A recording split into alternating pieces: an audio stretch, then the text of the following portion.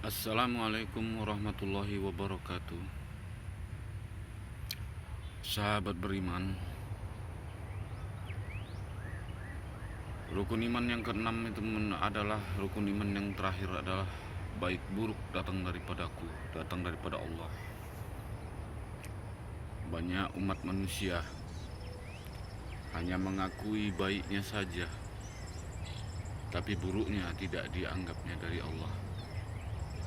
Contohnya seperti dia dapat rezeki, dia bersyukur alhamdulillah.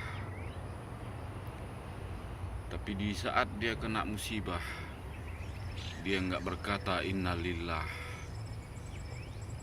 Sesungguhnya baik dan buruk itu harus kita ungkapkan pengejauhan tahannya di dalam hati, bahwasanya baik buruk itu datang daripada Allah.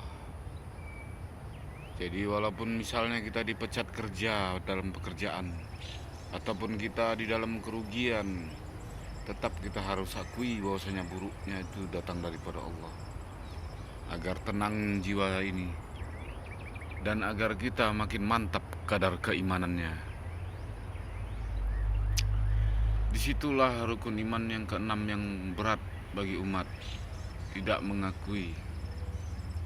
Tetapi kita pecinta Rasul Nabi Muhammad Sallallahu Alaihi Wasallam, yang mana kita harus mengakuinya, baik dan buruk datang daripadanya.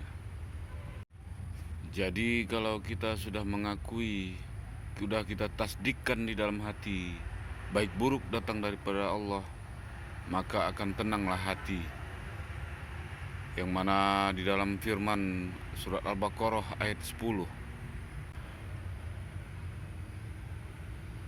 fi qulubihim maradun fazadahumullahu marad walahum azabun alim bima kanu ya'jibun. Di dalam hatimu itu sangat banyak penyakit, maka akan aku tambah nikmat itu, akan aku tambah penyakit itu. Itu semua karena Allah. Baik itu nikmat, musibah, penyakit, rezeki, itu semua kita akui darinya. Allah itu wujud, ada. Dia ada karena dia kidam, sedia. Makhluk binasa, sedangkan Allah kekal, baqo. Dia tidak bisa diumpamakan dengan apapun, dan dia berdiri dengan sendirinya. Di dalam dunia tasawuf sangat kental, yang mana di dalam itu dikatakan wa nahnu Abdul Warid, aku lebih dekat daripada urat lehernya, kata Allah. Kedekatan itu ada yang meyakini hanya sebatas mengetahui, ada sebatas mengakui dalam, dan tidak mengakui lebih banyak. Aku jauh tak berantara, dekat tak bersentuh, bahkan lebih dekat daripada urat lehernya. Rasulullah Nabi Muhammad Sallallahu Alaihi Wasallam, dia dicaci, dimaki, dilempar batu, masih sanggup tersenyum. Sedangkan kita, Rasulullah itu tidak memandang siapa yang melempar. Di dalam dunia tauhid sudah paham.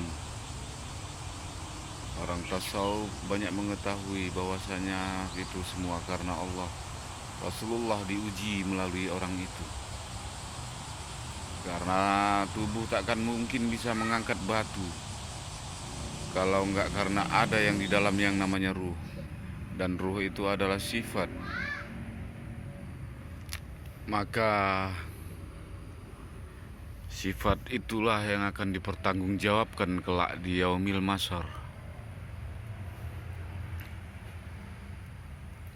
Kenapa Rasulullah tersenyum, dihina, dicaci, dimaki? Karena dia paham akan Allah, makanya dia masih sanggup senyum. Dia kita paham mengajarkan dengan rahmatan lil alamin, menjadi rahmat untuk sekalian alam, membawakan agama bukan dengan emosi atau dengan urat leher, merasa lebih baik daripada agama lain, suku lain, apapun itu, paham lain, dan lain-lain. Maka Rasulullah itu adalah sebagai ulul azmi al-amin. Jadi hanya ini yang bisa saya sampaikan. Mohon maaf atas segala kekurangan. Sesungguhnya manusia itu seperti saya adalah tak luput dari silap dan lupa. Kesempurnaan itu hanya milik Allah saja. Enaknya makan dikunyah-kunyah, enaknya kaji diulang-ulang. Wabillahi taufiq wal hidayah. Assalamualaikum warahmatullahi wabarakatuh.